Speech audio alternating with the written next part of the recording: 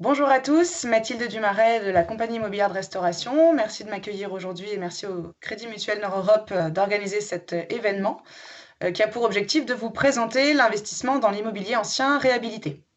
En préambule, je voulais juste rappeler quelques éléments de contexte qui, malgré la crise sanitaire que nous connaissons, a plébiscité très fortement l'immobilier et particulièrement l'immobilier ancien, avec une grande confiance des ménages dans l'aboutissement de leurs projets, avec des investissements importants en 2020 malgré la crise, et qui ont mis en avant notamment l'investissement locatif. Ça, c'est le premier enseignement qu'on a pu avoir. Le deuxième enseignement, c'est la mise en valeur de certaines villes qui étaient considérées comme des villes secondaires et qui deviennent des villes premières. Ce sont des villes dans lesquelles il y a une très grande douceur de vivre, qui sont à proximité de grandes métropoles. Donc il y a un bassin d'emploi qui est quand même bien déployé. Et ce sont des villes dans lesquelles le groupe CIR est présent depuis longtemps. Nous sommes dans des villes en développement, dans des capitales régionales et aussi dans des grandes métropoles françaises. Le groupe CIR, pour vous le présenter très rapidement, est un acteur majeur de l'ancien réhabilité puisque nous avons plus de 30 ans d'expérience et nous sommes une entreprise générale du bâtiment. Donc on a vraiment un très grand savoir-faire dans la rénovation d'immeubles anciens et nous nous accompagnons de savoir-faire aussi externe au groupe avec notamment le travail qui se fait sur nos immeubles sous l'égide des architectes des bâtiments de France et avec des entreprises qui font les travaux, qui ne sont pas salariés du groupe, mais qui sont des entreprises en local pour justement mettre en avant l'architecture de nos bâtis sur tout le territoire national. Et nous travaillons aussi parfois avec des compagnons qui ont réellement une très grande maîtrise de leur artisanat. Sur la partie investissement immobilier, certes, le premier objectif qui va être le vôtre pourra être un objectif fiscal, mais nous allons, au travers de ces investissements, pouvoir répondre à d'autres objectifs par la qualité des actifs que nous allons pouvoir vous proposer.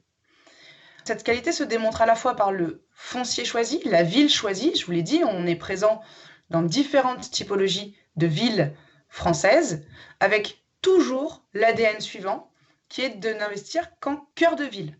Donc même si vous ne connaissez pas très bien la ville dans laquelle on va investir, vous comprendrez tout de suite qu'il s'agit d'un emplacement de grande qualité, rare et qui va participer à la valorisation de votre investissement. Sur le foncier aussi, vous le voyez, nous sommes avec des immeubles qui ont une identité architecturale, puisque notre objectif est de rénover des actifs anciens avec des immeubles à taille humaine. En règle générale, nous avons des immeubles entre 10 et 20 appartements, donc des petites copropriétés. Tout le travail qui va être le nôtre, en dehors de la sélection du foncier, va être de redonner toutes ces lettres de noblesse à un immeuble ancien par la campagne travaux que nous allons mener. Et cette campagne travaux est très profonde. On va rénover le bâti pour faire en sorte qu'il perdure dans le temps. Et donc avec à peu près un ratio travaux moyen qui va être de 70% sur nos immeubles. Ces 70% vont se décomposer de la manière suivante. 40% sur les parties communes, et vous en avez deux exemples sur cette slide avec les immeubles de Versailles et de Nîmes. Nous reprenons les parties communes extérieures comme intérieures, de sorte à ce que vous, clients investisseurs, vous n'ayez pas de charges importantes sur ces immeubles pendant de longues années, à peu près 15 ans. Au moins, parce que quand on reprend aussi une toiture complètement, c'est bien plus de 15 ans. Un point très important aussi, c'est la sécurité dont vous allez bénéficier en investissant avec le groupe CIR. Cette sécurité, elle se matérialise par 4 garanties qui vous sont offertes. Une garantie d'achèvement des travaux, assurer que vous soyez livré de votre bien. Une garantie du planning des travaux, de faire en sorte que vous soyez bien livré à la bonne date. Et si toutefois il y avait du retard, vous seriez, hors cas de force majeure, indemnisé à hauteur des loyers estimés par nos partenaires de gestion locative. Une garantie des prix fermes et définitifs, parce que comme vous le savez, quand on fait des travaux, on peut avoir des surprises, surtout dans l'ancien. Eh bien, vous, investisseurs, même si on avait des surprises, jamais on appellerait des fonds supplémentaires. Et la dernière garantie, qui est une garantie juridique et fiscale, qui n'est pas accordée par le groupe CIR, mais par un cabinet d'avocats fiscalistes, qui vous assure que tel ou tel dispositif est bien applicable, et ensuite qui va vous accompagner tout au long de votre investissement en vous adressant des documents pour vous aider à faire vos déclarations d'impôts et en vous accompagnant aussi si vous aviez des demandes d'informations de l'administration fiscale. Donc vous êtes vraiment sur un investissement clé en main, si j'ose dire, avec surtout un accompagnement sur le long terme. Maintenant, nous allons traiter du sujet qui vous intéresse bien évidemment en premier lieu sur nos investissements, à savoir la fiscalité. Nous travaillons donc dans l'ancien, à la fois en Malraux, en déficit foncier et en monument historique, mais nous avons fait le choix aujourd'hui avec le Crédit Mutuel Nord-Europe de vous présenter particulièrement la loi Malraux et le déficit foncier. Sur la loi Malraux, déjà, ce qu'il faut retenir, c'est que c'est un mécanisme de réduction d'impôts. Donc on va venir diminuer le montant d'impôts à payer. Ce mécanisme de réduction d'impôts, contrairement à la loi Pinel, est hors plafonnement des niches fiscales. Comment cela fonctionne? La loi Malraux va permettre d'avoir une réduction d'impôts qui va être de 30% du montant des travaux réalisés sur l'appartement que vous aurez acquis. Ces travaux peuvent être d'un montant maximum de 400 000 € sur 4 ans, pouvant générer donc une réduction d'impôt de 120 000 €.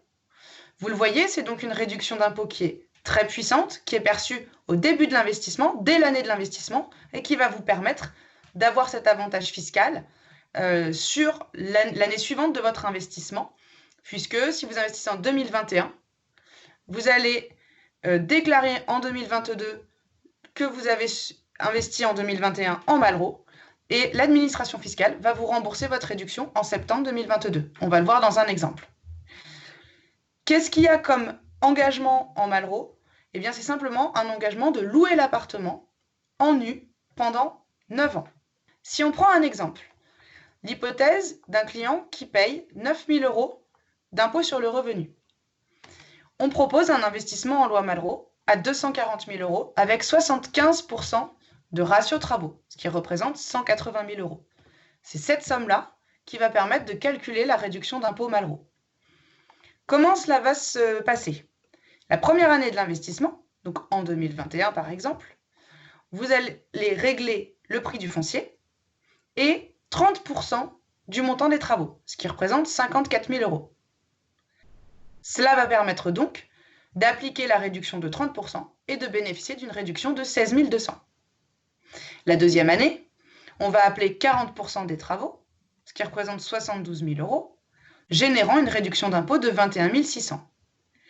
La troisième année, on appelle le dernier 30% et on génère encore une fois 16 200 € de réduction d'impôt. Comme vous pouvez le constater, la réduction d'impôt générée par cet investissement est supérieure au montant d'impôt payé. Ce n'est pas grave du tout parce que le reliquat de réduction va pouvoir s'imputer sur les années futures. Et dans l'exemple, on investit en N 2021, en N plus 2 2023, vous êtes livré de l'appartement, donc début 2024, vous le mettez en location et commencez à toucher les loyers. Et vous allez avoir donc aussi le report de réduction d'impôt pendant 3 années supplémentaires pour venir écraser votre fiscalité sur le revenu pendant 6 ans. Vous avez donc une réduction d'impôt globale avec un tel investissement de 54 000 €, ce qui représente à peu près 23% du montant de l'investissement. Donc vous vous rendez compte que par rapport à un dispositif Pinel dans le neuf que vous connaissez très bien, on a une efficacité fiscale supérieure pour un engagement de location moins long. Voilà pour l'exemple Malraux. Sur maintenant le déficit foncier. Le déficit foncier est un mécanisme très différent qui va pouvoir être proposé lorsque l'on a d'ores et déjà les appartements qui sont loués et qui génèrent un revenu positif. L'objectif ici, c'est de venir écraser ces revenus fonciers par l'investissement et par les travaux qui sont générés sur l'appartement. On va donc avoir ici un mécanisme un petit peu différent puisqu'on vient en déduction d'assiette et donc l'impact fiscal est très différent. En fait, on va venir diminuer les revenus fonciers à 0.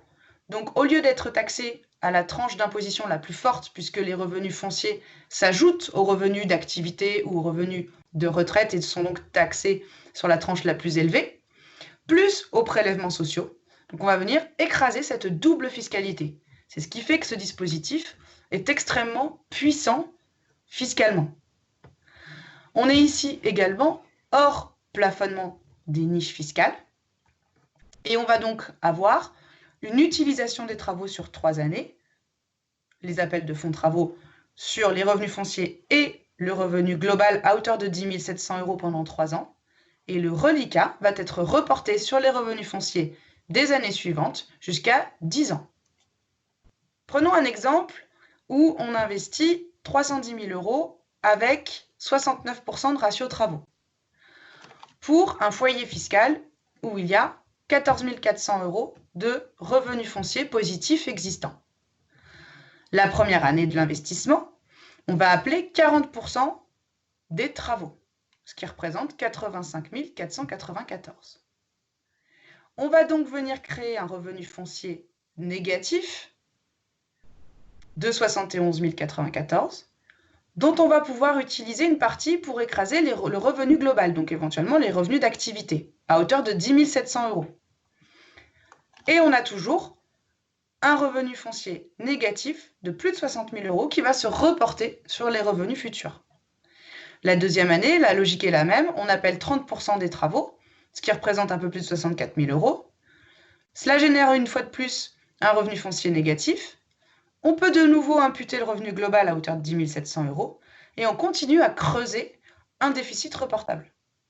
La troisième année, les 30 derniers pourcents sont appelés.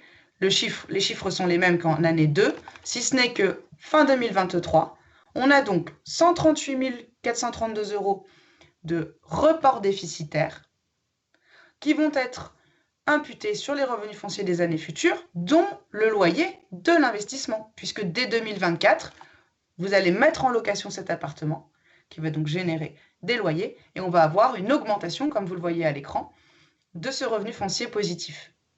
Et là, tout simplement, on va utiliser, année après année, le déficit foncier généré par l'investissement, et vous le voyez, cet investissement, en l'espèce, a une efficacité fiscale jusqu'en 2031. Vous allez le voir, le déficit foncier est le mécanisme le plus puissant en termes d'avantage fiscal, puisque pour une tranche marginale d'imposition à 30%, vous le voyez, l'avantage fiscal est de plus de 95 000 € dans cet exemple-ci, ce qui représente 31% du montant de l'investissement. Et plus on a une tranche marginale élevée, plus cet impact fiscal va être puissant, atteignant, vous le voyez dans cet exemple, 41% du montant de l'investissement. Donc c'est vraiment extrêmement puissant. Voilà pour ces deux dispositifs que nous souhaitions vous présenter.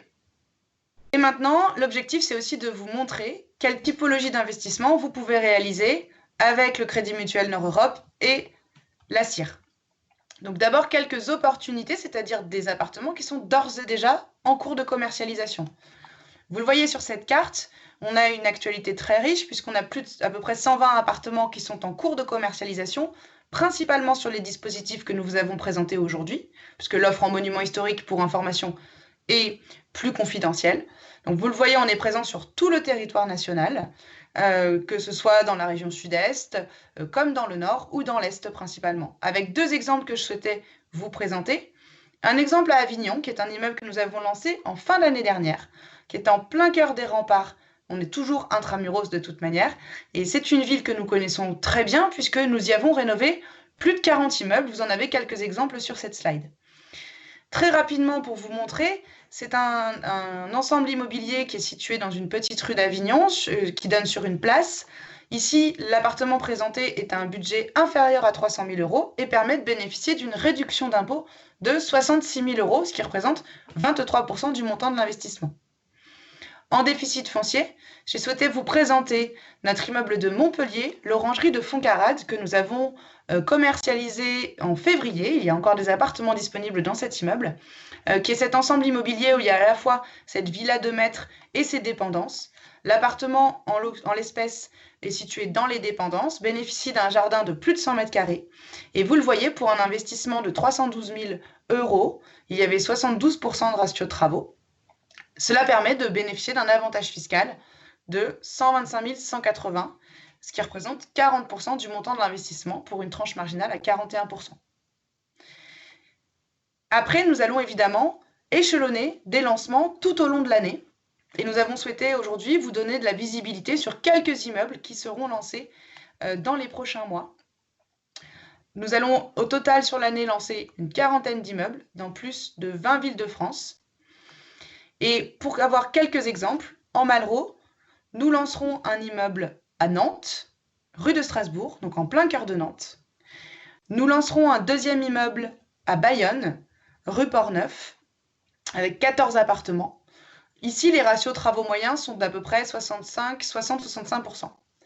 Un immeuble à Aix-en-Provence, rue Littéra, qui est situé à quelques rues de la place de l'Hôtel de Ville où nous avions déjà commercialisé un immeuble, qui est l'immeuble dont vous voyez la façade, un petit hôtel particulier de cœur de ville. Et un immeuble place Saint-Nicolas à Metz, qui est une ville aussi que nous connaissons très bien pour y avoir commercialisé de nombreux immeubles en Malraux et en déficit foncier. Sur le dispositif déficit foncier, justement, vous avez ici quelques actualités à venir. Un immeuble emblématique de la ville d'Antibes, qui est l'ancien Grand Hôtel d'Antibes, situé sur la place du Général de Gaulle, donc c'est un bâti d'exception. Un immeuble à Narbonne, dans une ville où il fait bon vivre et que nous connaissons bien aussi pour y avoir réhabilité plusieurs immeubles, donc rue Duplex. Et enfin, un immeuble à Tours, où là, il y aura plus d'appartements, comme vous le voyez. Ça fait partie de nos exceptions où on a plus d'une vingtaine d'appartements, donc qui seront commercialisés courant du premier semestre. Vous avez, pour terminer, et vous montrer quelques images d'immeubles que nous avons livrés en 2020. Vous le voyez dans différentes villes, Nice, Nîmes, Avignon, Perpignan, Arles, et que vous pourrez découvrir par vos conseillers du Crédit Mutuel Nord-Europe, puisqu'ils ont accès à tous ces reportages photos. Merci beaucoup pour votre attention.